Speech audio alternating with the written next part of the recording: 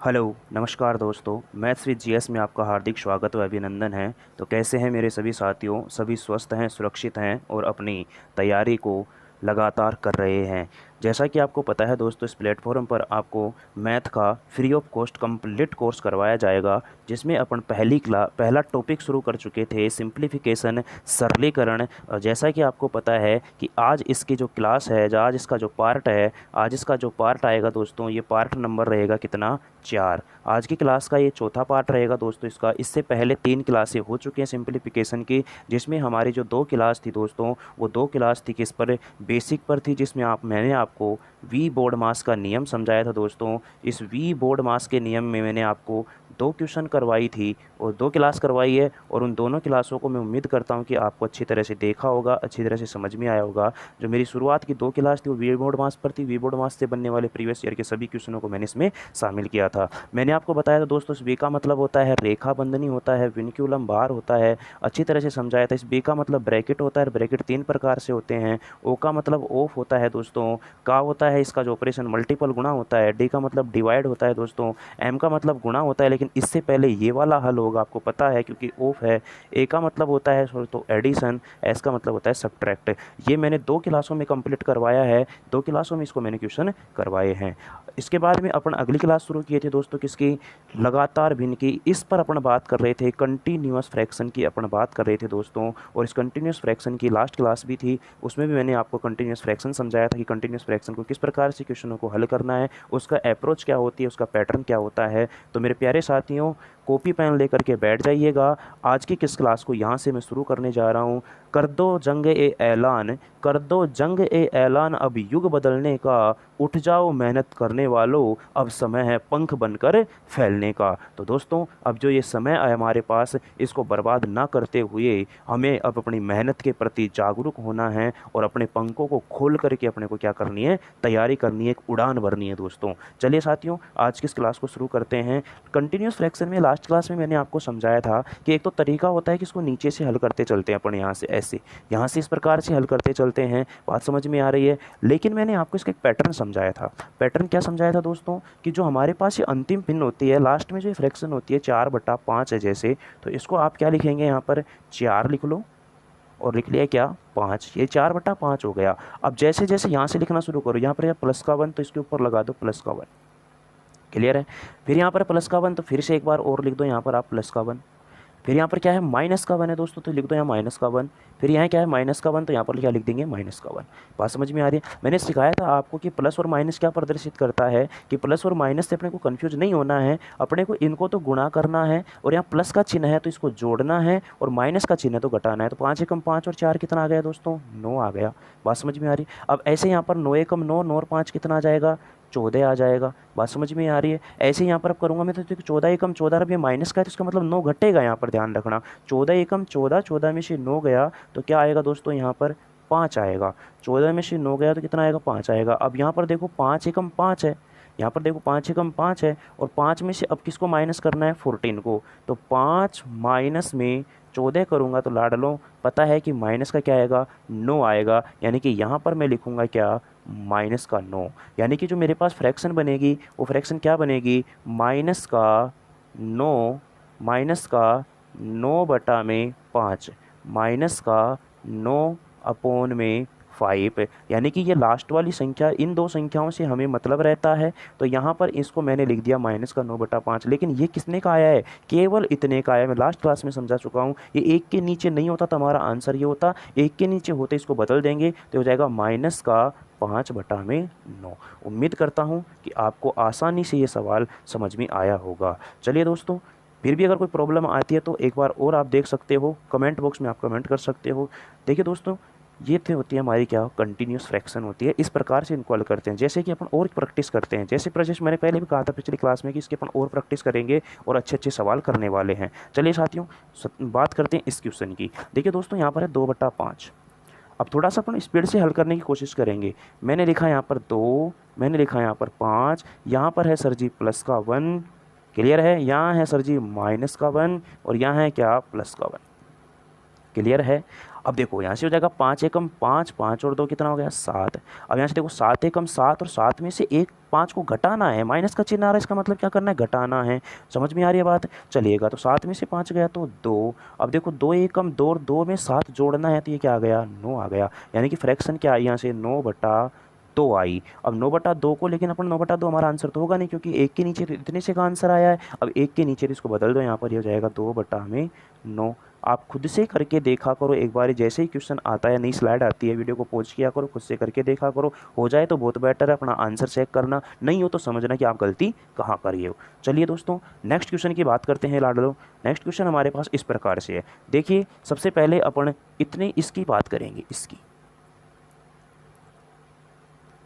अब इसकी बात करेंगे, अभी अपन फिलहाल ऊपर वाले की संख्या पर ध्यान नहीं देंगे। इसकी बात करूंगा तो मुझे बताना, यहाँ पर जो मेरे पास बनेगा, यहाँ पर जो मेरे पास बनेगा, ये है 1/4। इस 1/4 को क्या लिखूंगा मैं, 1 और बटा में 4, यानी 1 4 हो गया। अब प्लस का 2 है तो यहाँ लिखो प्लस का 2, फिर है प्लस का 3, प्लस का 3, फिर है माइनस प्लस का 1, सॉरी प्लस का 1। बोलो प्यारे दोस्तों, यहाँ पर 4 दूनी 8, 8 और 1 कितना हो गया 9, 9 तिया 27, 27 और 4 कितना हो गया 31। बिल्कुल सही है सर जी। 31 एकम 31 और 9 कितना हो गया 40। ये क्या हो गया 40, यानी कि इसका जो रिजल्ट मिला है मुझे, वो मिला है 40/31। 40/31, लेकिन किसके नीचे है, 5 के नीचे है। तो पता है आपको कि ये बदल जाएगा, बदल जाएगा तो मुझे बताना। इसको मैं यहाँ पर हल कर रहा हूँ, समझने की कोशिश करना। मैं इसको यहाँ पर कर रहा हूँ तो मुझे बताना लाड लो, ये 4 है, ये माइनस में ये 5 और गुणा में हो जाएगा, ये बदल जाएगा। आपको पता है कि ये वाला बदल जाएगा, तो ये बन जाएगा क्या 31/40। और आपको पता होगा 40 को 4 से गुणा करूंगा तो 160 आएगा, 160 आएगा यहाँ पर। तो मैं लिख देता हूँ 160 और माइनस में ये हो गया 155, यानी कि और बटा में कितना है 40 है। दोस्तों ये बच गया 5, 5/40, यानी कि answer, correct answer, final result क्या आया 1/8। बात समझ में आ गई कि नहीं आ गई? आपको पैटर्न ध्यान रखना है, बस आपको ये पैटर्न याद रहेगा तो इसमें आने वाला कोई भी सवाल हो, कोई दिक्कत नहीं आएगी। अच्छा, अब आपके दिमाग में आ रहा होगा कि सर यहाँ पर भी हो सकता है कुछ एक ही एक आ रहा है बार बार में। अगर मान लो यहाँ पर 2 3 4 और कुछ संख्या आ गई तो फिर क्या करना है? चलिए आगे सारी बातें करेंगे अपन, टेंशन में नहीं आने का। नेक्स्ट क्वेश्चन की बात करते हैं। एक और सवाल देख लीजिएगा। आपको पता है कि सबसे पहले अपन इसको हल करते हैं। एक बार वीडियो को रोक करके खुद से 1 मिनट से करने की कोशिश किया करो। चलिए दोस्तों, यहाँ पर है 2 और यहाँ पटा में है 3। देखो यहाँ माइनस का 4 है, बिल्कुल सर माइनस का 4 लिख दो। माइनस का 3 है सर जी, माइनस का 3 लिख दिया। समझ में आ रही है बात? यहाँ पर कोई दिक्कत है? यहाँ पर नहीं है। यहाँ पर माइनस का 2 है तो माइनस का 2 लिख दिया। ये लो जी, गुणा करो। 4 तिया 12, 12 में से 2 गया तो 12 में से 2 गया तो 10। क्लियर है? 10 तिया 30, 30 में से 3 गया तो 10 तिया 30 और 30 में से 3 गया तो 27। 27 दूना 54 और 54 में से 10 गया तो यहाँ पर 44। इसका जो रिजल्ट मिला मुझे क्या मिला 44/27। लेकिन ये रिजल्ट कितने का आया है दोस्तों? इसका आया है। इसका आया तो इसको मतलब क्या करना पड़ेगा, मुझे बदलना पड़ेगा। तो फाइनल रिजल्ट हमारा आएगा 27/44। बात समझ में आई कि नहीं आई? क्लियर है?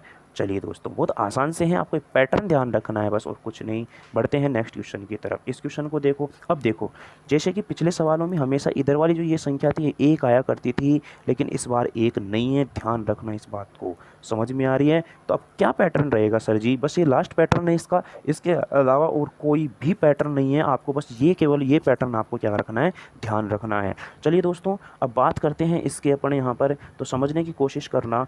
देखिए, मैं इसको पहले इस तरीके से करके बताता हूँ। देखो, इसको हल करूँगा मैं तो 5 एकम 5, 5 और 4 9, तो ये 9/5 हो गया। ये जो मेरे पास आया नीचे, ये जो मेरे पास आया है नीचे, ये क्या हो गया 9, क्या हो गया दोस्तों, ये 9/5 हो गया। ये हो गया मेरे लाडलो 9/5। ये बदल के जाएगा 5 तिया 15, 15/9 हो जाएगा। क्या हो जाएगा 15/9। तो मैं इसको लिखूँगा 1/5 प्लस में ये 5 बदल के ऊपर जाएगा। 5 बदल के ऊपर जाने का मतलब क्या हो गया, 3 से ये गुणा होगा तो ये हो जाएगा 15 और बटा में 9। क्लियर है? अब देखो, अगर आप चाहो तो काट सकते हो 3 से इसको, 3 तिया 9 और 3 पंजे 15, कोई दिक्कत नहीं है। बाकी अगर ऐसे भी करना चाहते हो तो ऐसे भी हो जाएगा ये। अब देखो यहाँ पर 9 से काटेंगे इसको, 9 पंजे 45, 9 पंजे 45, 9 पंजे 45, 45 में 15 जोड़ेंगे तो 60/9 हो गया। 1/1 60 और बटा में क्या आया दोस्तों 9, और ये बदल के क्या हो जाएगा 9/60। 9/60 का मतलब 3 तिया 9, और 3 से ये कट गया कितनी बार 20 बार, और हमारा फाइनल रिजल्ट क्या आएगा दोस्तों 3/20। फाइनल रिजल्ट हमारा क्या आएगा 3/20। ये तो था इसका जो मेन बेसिक कॉन्सेप्ट है वो, लेकिन हमने पैटर्न सिखाया है आपको। उसी पैटर्न से इस सवाल को क्या करना है हल करना है। उसी पैटर्न से आपको इस सवाल को क्या करना है दोस्तों हल करना है। अब पैटर्न को सीखना, अब पैटर्न को आप सीखना दोस्तों यहाँ पर कि किस प्रकार से अपन इस सवाल को बहुत ही आसान तरीके से कर पाते हैं। ध्यान देना, यहाँ पर समझने की कोशिश करना। देखिए मैंने आपको बताया था कि इस वाली फ्रैक्शन को उठाओ और यहाँ लिख दो 4 5। क्लियर है। यहाँ पर क्या है प्लस का 1, बिल्कुल लगा दो यहाँ प्लस का 1। फिर क्या है प्लस का 5, बिल्कुल लगा दो यहाँ प्लस का 5। अब यहाँ पर ये कितना है 3 है, तो इसका आपको देना पड़ेगा भाग। इसका आपको देना पड़ेगा किसमें भाग देना पड़ेगा यहाँ पर। बात समझ में आ रही है। अब देखो कैसे हल करना है, बोलो 5 एकम 5 और 4 कितना हो गया 9। अब एक्चुअल में ये 9 नहीं है, देखो यहाँ पर भी तो ये 15/9 बनाया है, तो यहाँ 3 से कट रहा है ना, इसका मतलब 3 का भाग लग रहा है यहाँ पर। तो यहाँ देखो 9/3, 9 ये 9 है, ये 9 नहीं एक्चुअल में, ये 9 में 3 का भाग दिया जाएगा और फिर लिखा जाएगा 3। समझ में आ रही है। 3 तिया 9। अब इसको हल गुणा करना है, 5 तिया 15 और 15 और 5 20, यानी कि ये क्या आया यहाँ पर 20 आया, यानी कि मेरे पास फाइनली 20/में क्या हो गया 3 हो गया। 20/3 हो गया। ये किसका मान हुआ है नीचे वाली का मान हुआ है, लेकिन एक को बदलना है क्योंकि एक के नीचे है ये दोस्तों, तो ये हो जाएगा क्या हमारा फाइनल रिजल्ट 3/20। बात समझ में आई कि नहीं आई। मैं पता है कि यहाँ पर लगभग 30 से 40% स्टूडेंट्स को ये बात समझ में नहीं आएगी, क्योंकि अभी मैंने इसका पहला ही क्वेश्चन करवाया है। मैं तो फिर कह रहा हूँ कि यहाँ पर अगर एक के अलावा इधर एक के अलावा कुछ और आ जाता है तो उसका अपने को क्या देना है भाग देना है। क्लियर है। चलो एक क्वेश्चन की सहायता से और समझते हैं इस बात को। जैसा कि ये सवाल है, पैटर्न को इसी को पैटर्न से समझते हैं। देखना दोस्तों किस प्रकार से बनाना है अपने को। मैंने लिखा है 1 और 5, ये तो पता है आपको कि 1/5 से लेकर के चलना अपने को। अच्छा यहाँ पर क्या है प्लस का 1, लिख लो जी प्लस का 1। फिर क्या है प्लस का 5, ये लो जी प्लस का 5 भी लिख लिया मैंने यहाँ पर। क्लियर है। फिर क्या है प्लस का 2, ये लो जी प्लस का 2 भी लिख लिया यहाँ पर। समझना बात को, मैंने लिख लिया यहाँ पर क्या प्लस का 2। क्लियर है।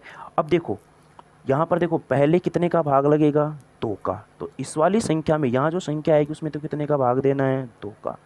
फिर यहाँ पर जो संख्या आएगी उसमें कितने का भाग देना है 4 का। ये रहा 4।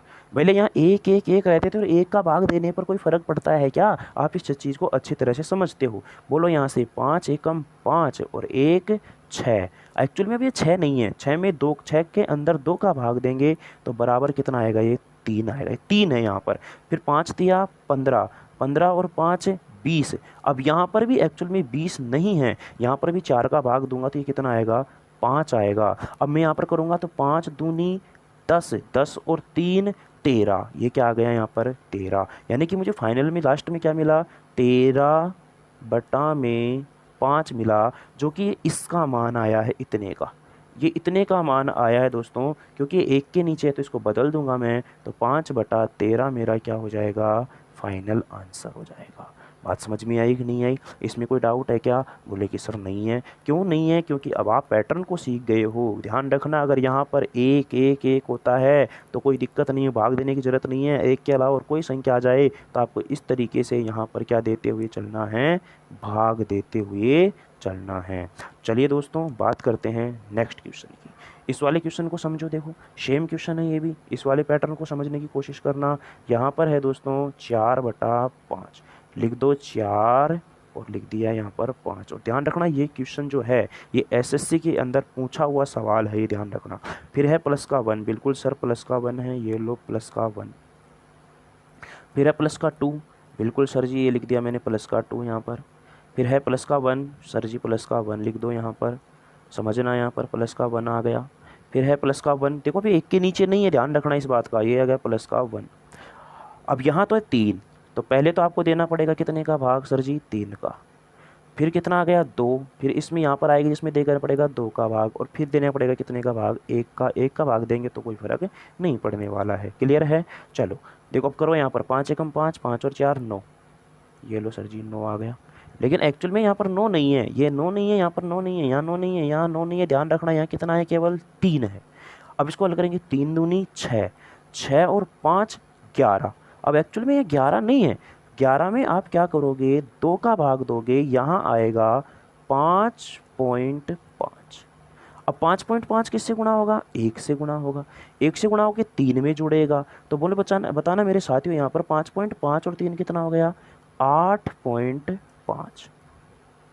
अच्छा अब 8.5 में 1 का भाग दूंगा तो ये 8.5 ही रहेगा। बात समझ में आ रही है? 8.5 में 1 का भाग दूंगा तो 8.5, गुणा करेंगे 1 से तो 8.5, 1 पॉइंट और 5.5 जोड़ूंगा दोस्तों तो ये हो जाएगा कितना, 14।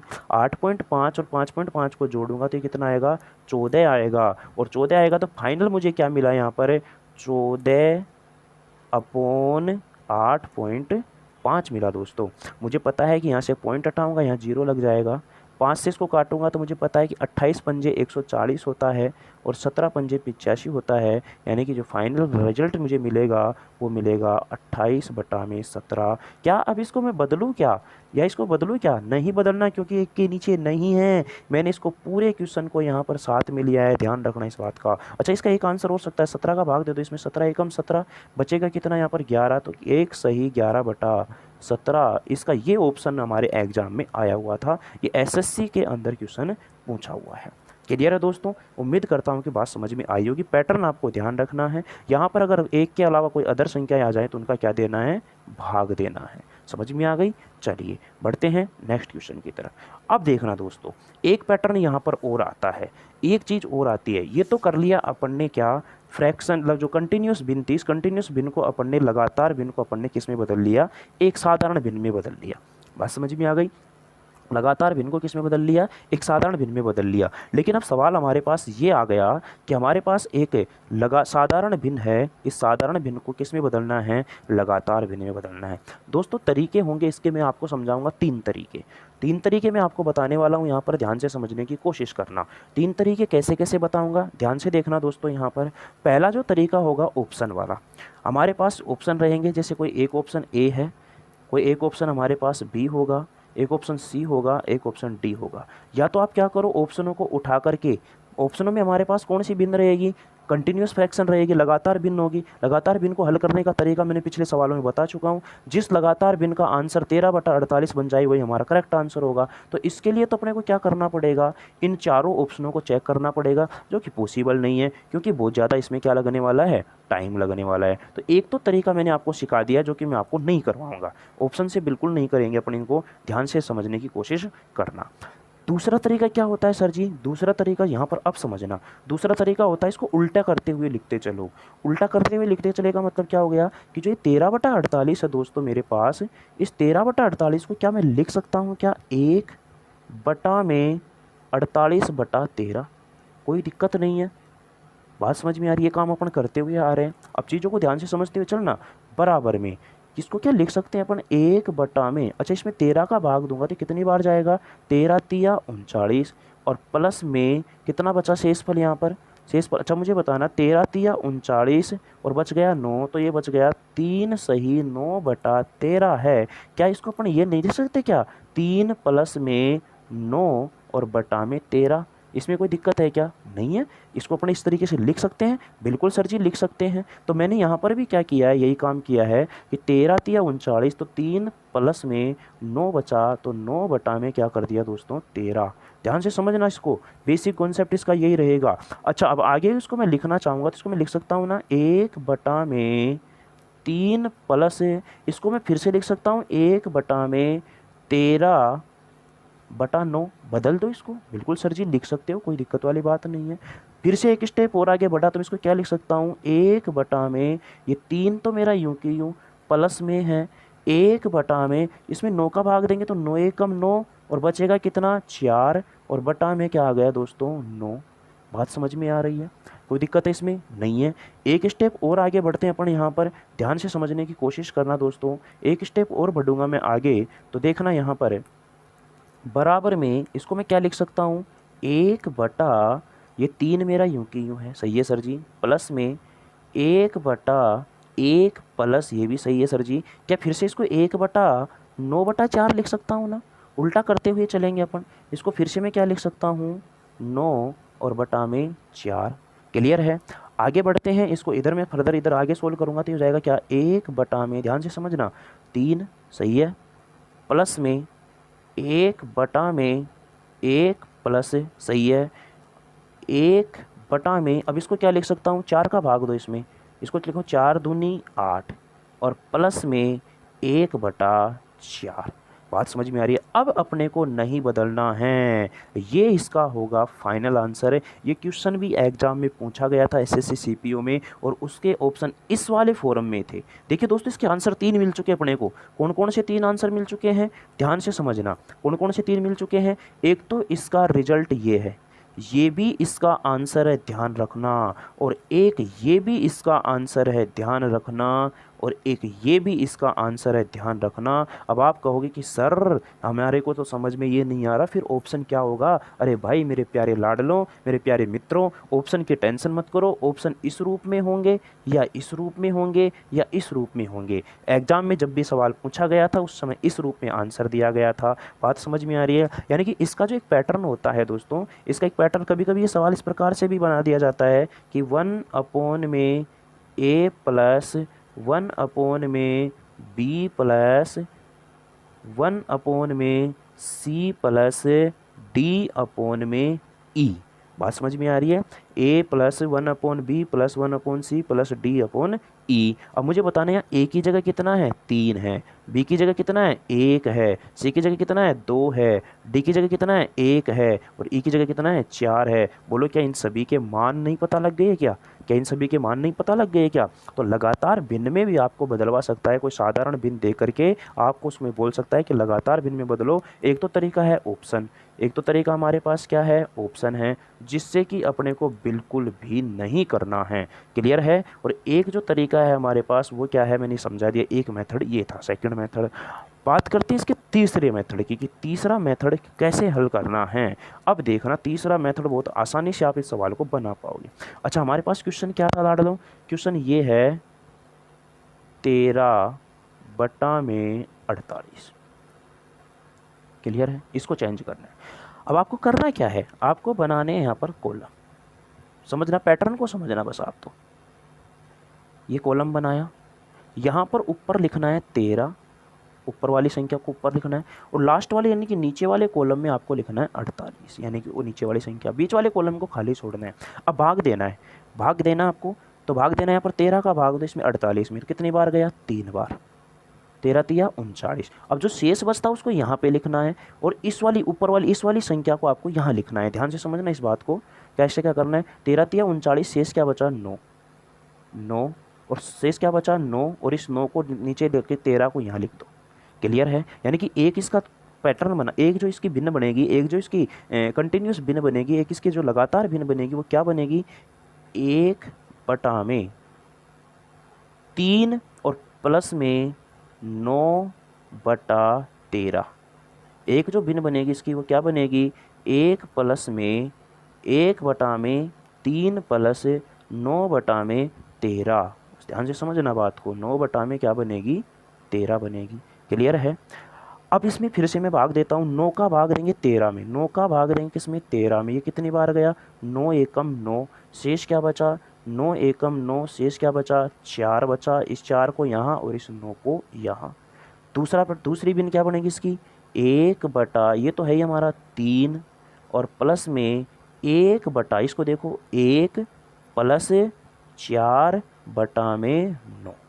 एक तो ये बनी, एक ये बनी, समझ में आ रहा है। फिर से 4 का भाग 9 में दे दो, कितनी बार गया, 2 बार गया। शेष क्या बचा, 1, यहाँ उतार दो, कितना, 4। तो एक जो मेरे पास बनेगी, एक जो मेरे पास बनेगी अगली, वो क्या बन जाएगी दोस्तों, वो बन जाएगी क्या, 1/3, ये रहा 3, प्लस में 1/1 प्लस में 1/2 प्लस 1/4। समझ में आ गया, 1/4। तो यहाँ ऊपर वाले कॉलम में आपको शेष लिखना है, नीचे वाले कॉलम में ऊपर वाली संख्या को उतार के लिखना है, और बीच में आता है भाजक। बीच में क्या आता है दोस्तों? भाजक आता है। बीच में क्या आता है? भाजक आता है। अब जो मेरे पास ये आया है, जो ये आया है ये बीच वाला, ये देखो पहली जो होता है ए का मान होता है, ये जो होता है बी का मान होता है, ये होता है सी का मान, और ये वाला होता है डी का मान, और ये वाला होता है किसका मान? ई का मान। समझ में आ रही है? क्लियर है? तो मैं उम्मीद करता हूँ कि ये पैटर्न आपको समझ में आया होगा। इस पैटर्न पर आपको क्या करने हैं? सवाल करने हैं। जैसे कि एक क्वेश्चन और देखते हैं, वो भी एग्जाम में आया हुआ था। ये क्वेश्चन एग्जाम में पूछा गया। अब ये क्वेश्चन एग्जाम में जब पूछा गया तो देखो यहाँ पर 1/x + 1/y + 1/z 17/50 दिया है, तो XYZ में इसको चेंज करना है। एक तो तरीका मैंने आपको सिखाया है फुल मेथड। इसका फुल मेथड क्या बताया मैंने आपको दोस्तों? यहाँ पर ये वाला फुल मेथड हमने आपको क्या बताया? इसका ये वाला इसका फुल मेथड बताया है। और दूसरा मैंने आपको क्या सिखाया है यहाँ पर? दूसरा मैंने ये वाला इस तरीका सिखाया है, इसका शॉर्ट तरीका। एक तीसरा ऑप्शन होता है, ऑप्शन से बिल्कुल नहीं करना क्योंकि बहुत ज़्यादा टाइम लगता है। ठीक है, चलिए इसको करते हैं अपन भी। यहाँ पर कॉलम बना लो सर जी 3, बिल्कुल 3 कॉलम बना ले, 2 कॉलम बना लेते हैं, 1 और ये 2, खींच लिया।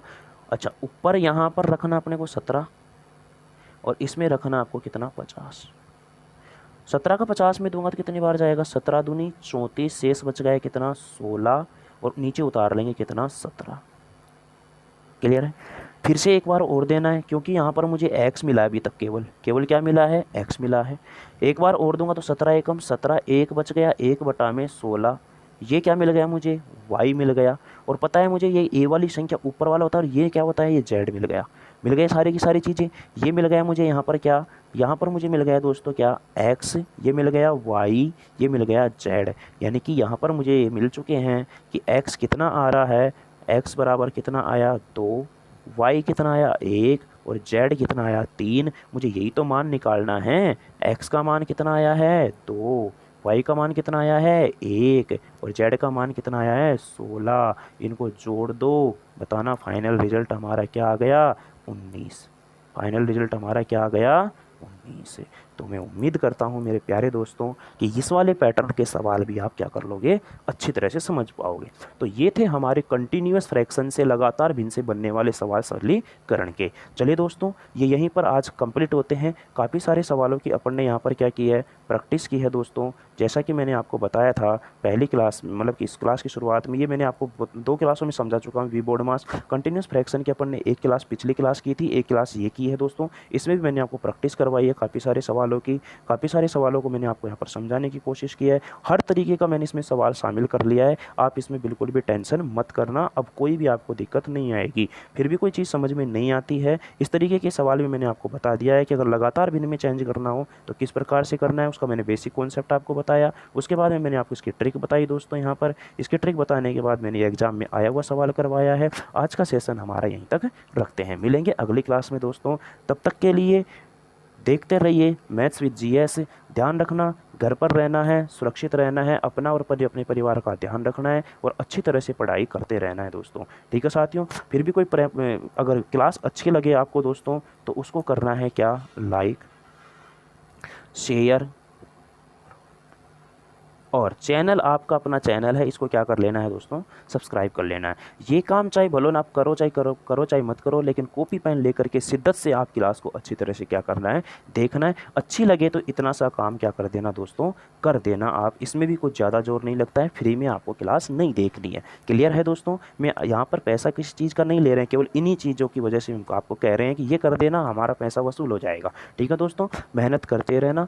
कोई भी प्रॉब्लम आए तो आपका पास में कमेंट बॉक्स हमेशा खुला रहता है, आप कमेंट कर सकते हो। ठीक है दोस्तों, एंड लास्ट में मैं आपको एक ही बात कहूँगा कि thank you so much, thank you so much दोस्तों, और मिलते हैं नेक्स्ट एपिसोड में। तब तक के लिए नमस्कार, बाय बाय, टेक केयर।